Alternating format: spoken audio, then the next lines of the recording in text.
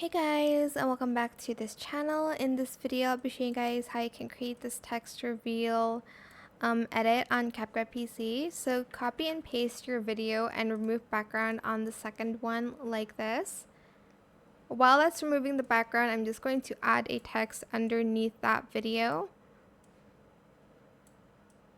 Oh my gosh, I need to open up the free layer, so let me just do that so I can place this underneath.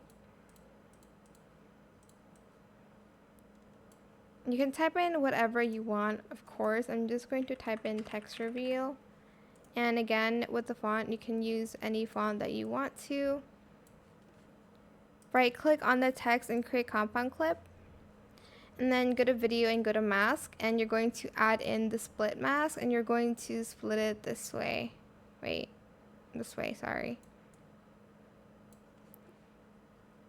I'm just going to wait for the person to pass, and I'm going to add a keyframe. Wait, hold on, let me just go back here, and I'm going to add a keyframe here, and then as the person walks by, I'm going to start like revealing parts of the text here little by little.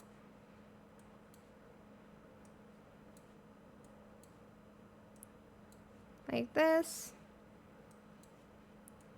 until you've revealed everything